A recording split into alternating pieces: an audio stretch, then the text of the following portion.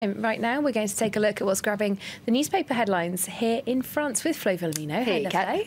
Now, we're going to be talking first about the French President Emmanuel Macron. He's coming back into the spotlight. Yep. Holiday's over for him.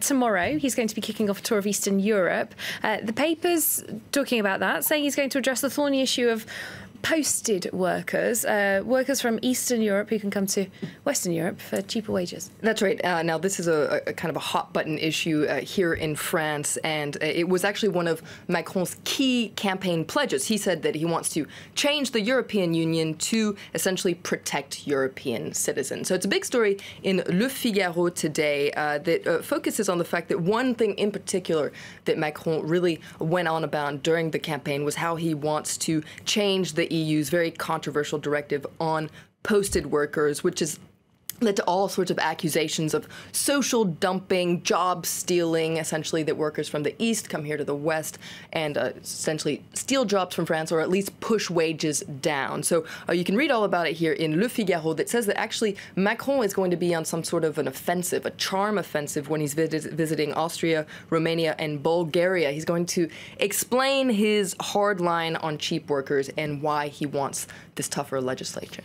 It's a tricky one for sure, isn't it? It's one of those issues that's at the heart of a lot of people's opposition to membership of the European Union, that kind of thing. Le Figaro are looking a bit closer at what Macron might be able to achieve. That's right, because it's a big issue for, of course, workers here in France, but it's also a big issue for these Eastern European workers. So you can see here in their editorial, they're talking about how Macron wants to protect jobs in France, but Eastern European countries want to protect the freedom of circulation of their citizens. Of course, the freedom of circulations is one of the basis of the European Union in general. So you can see here Le Figaro in their editorial saying that Macron actually has his back against the European wall. He's going to have to fight very hard to be convincing in Eastern Europe.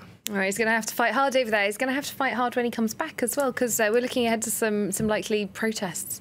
Likely protest because there's actually this plan that we've been talking about to reform the labor market here in France. It's actually entering a key phase today. The government is going to meet with trade union representatives and representatives from the business world to essentially outline the details of this reform. You can read all about it in Libération. Now, the reason why this reform is so controversial is because the government plans on pushing it through via something called an ordonnance. It's kind of a decree that essentially allows the president to bypass parliament. A bit like an executive order sort of thing. Indeed. It's a little bit more tricky than that, but that's the basic much what it is, just for our understanding. Now, sorry to dumb things. No, but we should, because it is very complicated. Now, this is very controversial, and that's why a lot of people expect there to be a lot of social unrest come September, what's known as la rentrée here in France. When everyone gets back to work, well, a lot of workers, union representatives could be in the streets, and that's not the only people who could be in the streets. You can see here Libération talking about 3 camps who are upset with the government. So you have people from trade union representatives. You also have mayors in France who are upset about budget cuts, and students who are also upset about cuts from government aid, essentially. So lots of unrest coming up. All right, so moving on from talking about the president to talking about his wife. There's been quite a lot of chat about Brigitte Macron this summer, hasn't there? She's back in the headlines once again. That's right. Now, essentially, she's going to have an official role here in France. It's a first for France. Her role has been detailed in a transparency charter. You can read about it here in Le Parisien. So this charter was published yesterday by the Élysée Palace.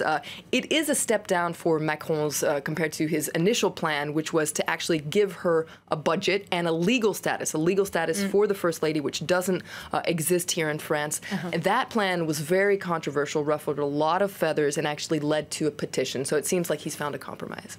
Okay, so tell us, what's she actually going to be doing? What is her official role going to be? Well, you can read about it in all sorts of papers. I chose an article from Libération. So her official mission is going to be to represent France. She's also going to answer phone calls and letters, support social, cultural, and charity events, and supervise receptions at the Élysée Palace. Now, the this charter of transparency says that there will be no formal budget. She will not be paid, but she will have access to quite a big budget. In fact, this is the special budget for running the Élysée Palace, worth some 100 million euros a year. So you can see Libération saying, look, this charter is pretty useless. It has no legal value. All it's doing is clarifying something without changing it.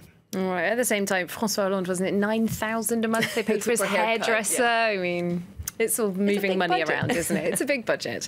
Right, we're going to move away from politics. Papers focusing on events in the southern French city of Marseille.